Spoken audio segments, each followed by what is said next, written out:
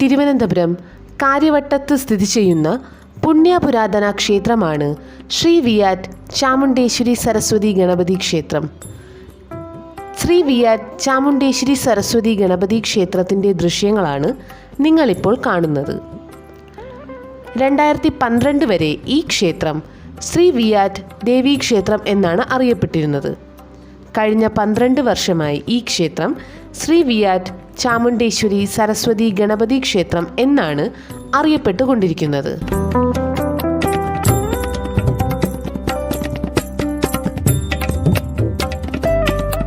ഈ ക്ഷേത്രത്തിൻ്റെ ശില്പി സ്ഥപതി രത്നാകരനാചാരി അവർകളാണ്. അദ്ദേഹം ചിറയിൻകീഴുകാരനാണ്. ദേവപ്രശ്നം നടത്തിയത് തലയോലപ്പറമ്പ് പരമേശ്വരൻ മേനോൻ അവർകളാണ്. 2000 ആണ്ട് ഫെബ്രുവരിയിലാണ് നടന്നത്. ഈ ക്ഷേത്രത്തിൻ്റെ പ്രതിഷ്ഠ നടത്തിയത് ക്ഷേത്രതന്ത്രികൾ, ആദ്യത്തെ ക്ഷേത്രതന്ത്രികളും ബ്രഹ്മശ്രീ കെ വിഷ്ണു നമ്പൂതിരി, കല്ലമ്പള്ളി ഇല്ലം, പരിയാരം, കോട്ടയം അദ്ദേഹമാണ്. അദ്ദേഹം 2002 ഏപ്രിൽ 24 പ്രതിഷ്ഠ നടത്തി. ഇപ്പോഴത്തെ തന്ത്രികൾ അദ്ദേഹത്തിൻ്റെ മകനായ ബ്രഹ്മശ്രീ KV കേശവൻ നമ്പൂതിരി അവർകളാണ്. നാഗരാജ തന്ത്രികൾ ആമേഠമഠം ബ്രഹ്മശ്രീ ശ്രീധരൻ നമ്പൂതിരി ആക്കി. ഈ ക്ഷേത്രത്തിൻ്റെ മേൽശാന്തി അഭിജിത്ത് ഗംഗ, കാട്ടേഴത്തുമന, അരൂർ, ആലപ്പുഴ.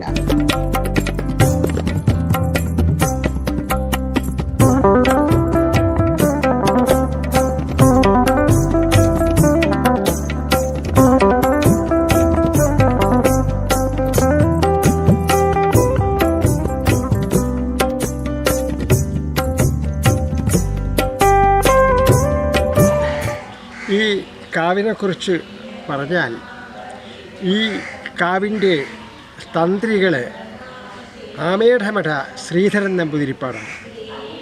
അതായത് ക്ഷേത്ര തന്ത്രി പരിയാരം, കോട്ടയത്ത് പരിയാരത്ത് കെ വിഷ്ണു നമ്പൂതിരിപ്പാടായിരുന്നു. അദ്ദേഹത്തിൻ്റെ കാലം കഴിഞ്ഞതിന് ശേഷം ഇപ്പോൾ കെ നമ്പൂതിരിയാണ്.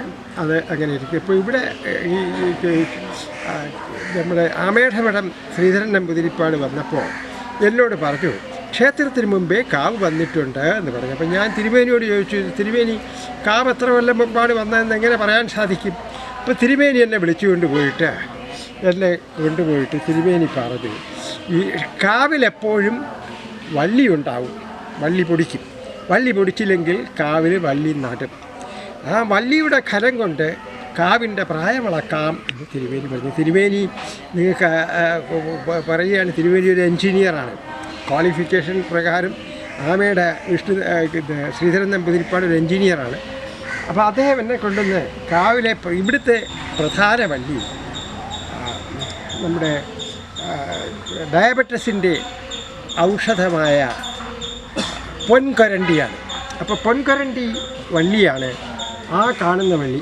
അതിൻ്റെ അവിടെ ചുറ്റളവ് വിട്ട് തിരുമേനി അളന്നിട്ട് എന്നോട് പറഞ്ഞു, 32 ഇഞ്ച് ചുറ്റളവുണ്ടത്.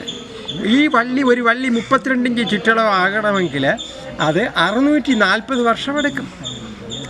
അതിന് അടുത്ത പ്രധാനപ്പെട്ട വള്ളി ഇവിടെ നെയ്വള്ളി എന്ന് പറയുന്ന ഒരു വള്ളിയാണ്. അത് പാമ്പിനെ പോലെ പിടഞ്ഞ് വളരുന്നതായ വള്ളി. അതിൻ്റെ ചുറ്റളവ് തിരുവേനി എടുത്തത് 43 ഇഞ്ച് വന്നു. വള്ളിയിലെടുത്തിട്ട് തിരുവേനിയുടെ സ്കെയിലിൽ കാണിച്ചു. ഈ 43 ഇഞ്ചിൽ ഇത് ചുറ്റളവിൽ വളരണമെങ്കിൽ 860 വർഷം വേണം. അപ്പം നിങ്ങളുടെ കാവ് 640 860 വർഷത്തിനിടയ്ക്ക് പ്രായമുള്ളതാണ്. ഇപ്പോൾ നിങ്ങൾക്ക് വേണമെങ്കിൽ ഇതൊരു 700 വർഷമെന്ന് പറയാം. ഇതാണ് കാവിൻ്റെ വള്ളിയുടെ ചരിത്രം, കാവിൻ്റെ പ്രായം. ഇവിടെ വളരെ പ്രബലമായ കാവിനെ പറ്റി പറഞ്ഞ ഒത്തിരി കാര്യങ്ങൾ നടന്നിട്ടുള്ള കാര്യങ്ങളുണ്ട്. പഴയ കാലത്ത് ഈ കാവിൽ അതെല്ലാം പറയാനായിട്ട് സമയം ഈ ഒരു അവസരത്തിൽ പറയാം എന്ന് വിചാരിക്കുന്നു. കാവിൻ്റെ പ്രത്യേകത, ഈ കാവിൽ ഏതാണ്ട് 68 ഔഷധ സസ്യങ്ങളുണ്ട് എന്നുള്ളതാണ്. ഇത് നമുക്ക് പറഞ്ഞു തന്നത് കേരള യൂണിവേഴ്സിറ്റിയിലെ botany head of the department ആയിരുന്ന അത് ഇരുന്ന ഡോക്ടർ ഗംഗാപ്രസാദാണ്. അദ്ദേഹം പിൽക്കാലത്ത് ഡീനായി റിട്ടയർ ചെയ്തു. അപ്പോൾ അദ്ദേഹം അതിൻ്റെ ഇവിടെ ഔഷധ സസ്യങ്ങളുടെ ലിസ്റ്റും നമുക്ക് തരികയുണ്ടായി.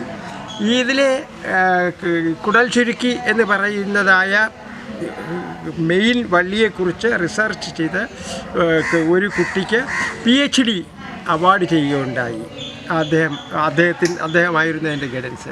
അത് മാത്രമല്ല, അദ്ദേഹം നോക്കിയപ്പോൾ 148 വർഷമായിട്ട് ലോകത്തിന് നഷ്ടമായി പോയി എന്ന് വിചാരിച്ചിരുന്നതായ ഒരു വള്ളി ഈ കാവിൽ അദ്ദേഹം കാണുകയുണ്ടായി. ആ വള്ളി ഈട്ടി വംശജത്തിലുള്ള ഒരു വള്ളിയാണ്. അപ്പോൾ അത് 148 വർഷത്തിൽ ഇത് ഒരിടത്തും കാണാത്തതുകൊണ്ട് നഷ്ടപ്പെട്ടു പോയി എന്ന് വിചാരിച്ചിരുന്ന വള്ളി അദ്ദേഹം ഇങ്ങനെ കണ്ടുപിടിച്ചു. അത് അവരുടെ ജേർണലിൽ പ്രസിദ്ധപ്പെടുത്തി. അതിനുവേണ്ടി അദ്ദേഹത്തിന് കേരള ഗവൺമെൻറ് വസുദേവ അവാർഡ് കൊടുത്തു. അദ്ദേഹത്തിന് ഫലകവും 50,000 രൂപയും ആണ് ആ അവാർഡ്. അതിൽ അദ്ദേഹം 5,000 രൂപ കാവിന് വേണ്ടി ഇവിടെ വന്ന് ഡൊനേറ്റ് ചെയ്തിട്ട് പോയി. അതൊരു ചരിത്രമാണ്. അതുപോലെ ആൾ ഇന്ത്യ മെഡിസിനൽ ബോർഡിൻ്റെ അംഗീകാരം നമ്മുടെ കാവിന് ലഭിച്ചു. 30,000 രൂപയും അവർ തന്നു.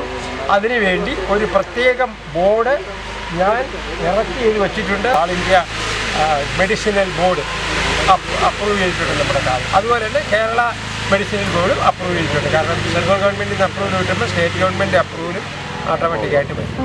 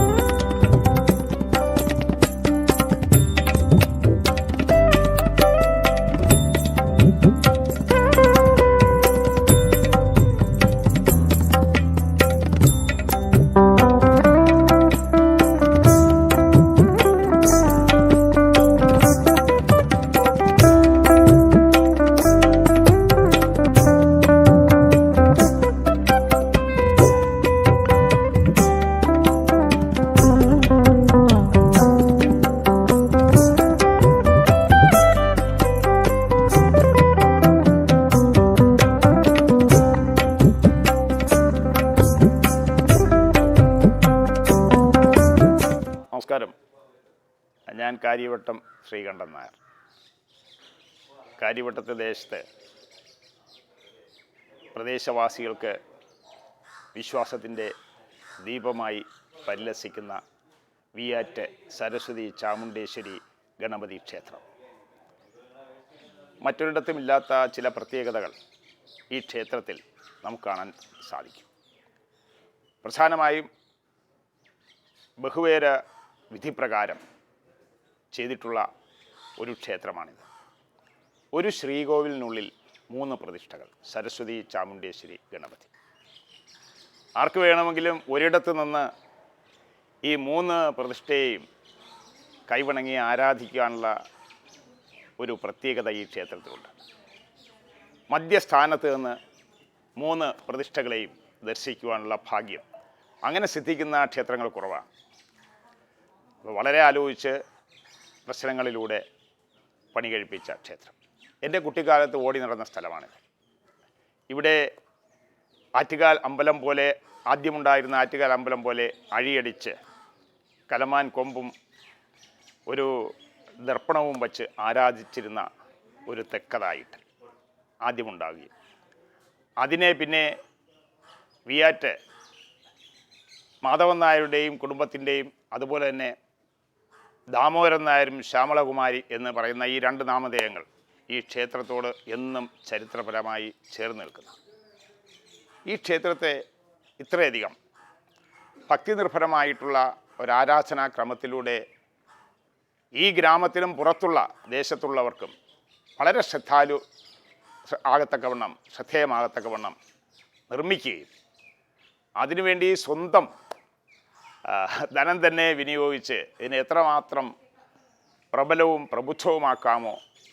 വിശ്വാസത്തിൻ്റെ കീഴിൽ ഭക്തജനങ്ങളെ അണിനിരത്തിക്കൊണ്ട് ഈ നാടിന് വേണ്ടിയിട്ടുള്ള പ്രാർത്ഥനയോടുകൂടി നിൽക്കുന്ന ഒരു ദീപവിധാനത്തോടുകൂടെ നിൽക്കുന്ന ഒരു പുണ്യസ്ഥലം. ഇവിടെ വരുമ്പോൾ നമുക്ക് എന്തെന്നില്ലാത്ത ഒരു ഭക്തിയും ആദരവും, അതുപോലെ തന്നെ ഈ ലോകത്തെ സ്നേഹിക്കുവാനുള്ള ഒരു അഭിവാഞ്ചയൊക്കെ നമുക്കുണ്ടാകുമെന്നുള്ളതാണ്. കാരണം പ്രകൃതി കനിഞ്ഞു നിൽക്കുന്ന ഒരു സ്ഥലം. ഈ ക്ഷേത്രം ഒരു ആരാധനാ കേന്ദ്രമായിട്ട് മാത്രമല്ല, പാവങ്ങളെ ആരാധിക്കുക, അവർക്ക് ശുശ്രൂഷ ചെയ്യുക, അതാണല്ലോ ദൈവപൂജ എന്ന് പറയുന്നത്. മാനവ സേവയാണ് മാധവ പൂജ.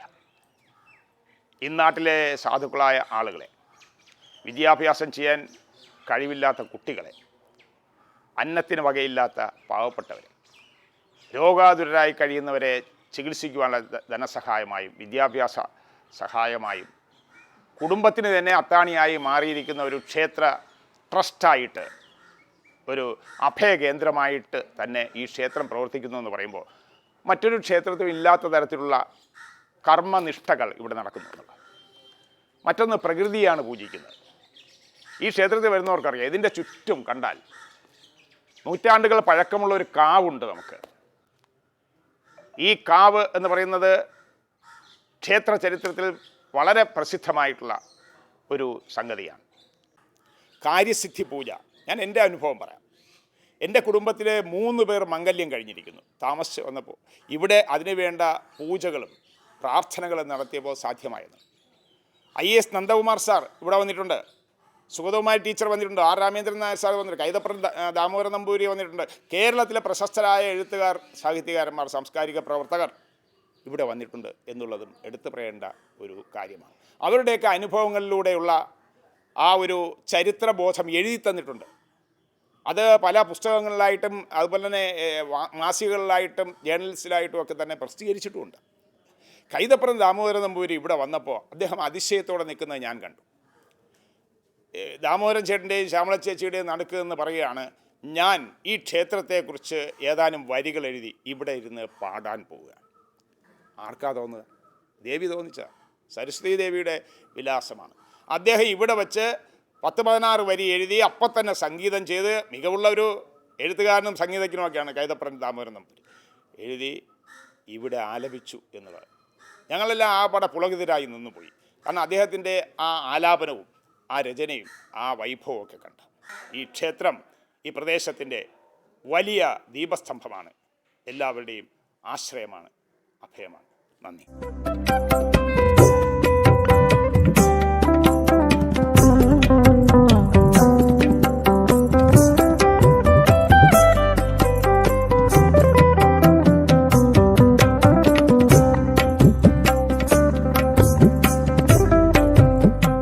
അമ്മേ ശരണം, ദേവീ ശരണം, ശ്രീ വിയാറ്റ് വാഴും ശ്രീ ചാമുണ്ടേശ്വരിയെ ശരണം.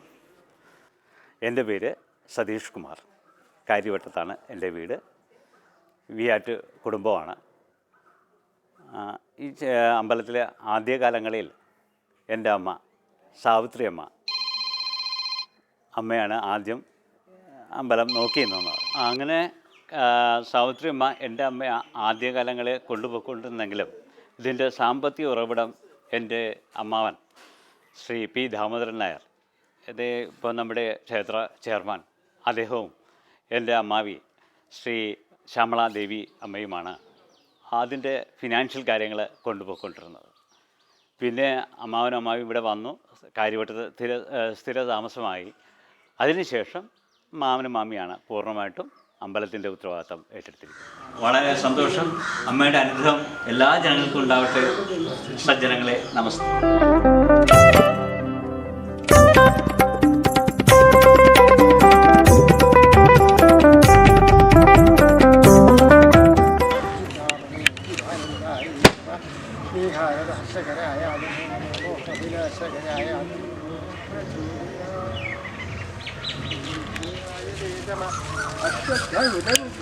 ഗോവിന്ദസ്യ സദാശയ അശേഷം പരമേശ്വരം വൃഷരാജനൂപൂലരൂപമായ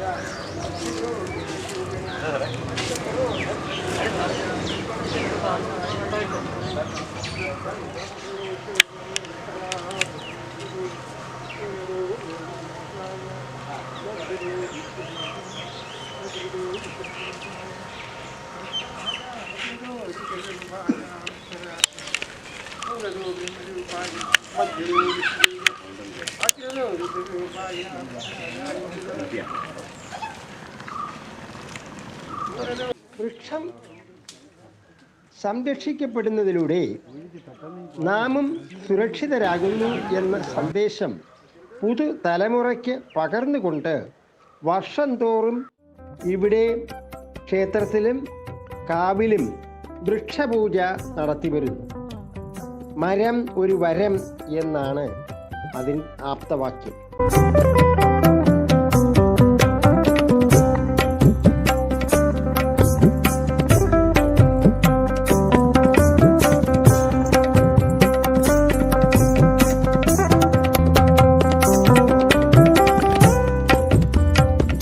കാര്യവട്ടം ശ്രീ വിയാറ്റ് ചാമുണ്ടേശ്വരി ദേവിക്കും ശ്രീ സരസ്വതി ദേവിക്കും ശ്രീ വിഘ്നേശ്വര ഭഗവാനും ഞങ്ങളുടെ അനന്തകോടി പ്രണാമം.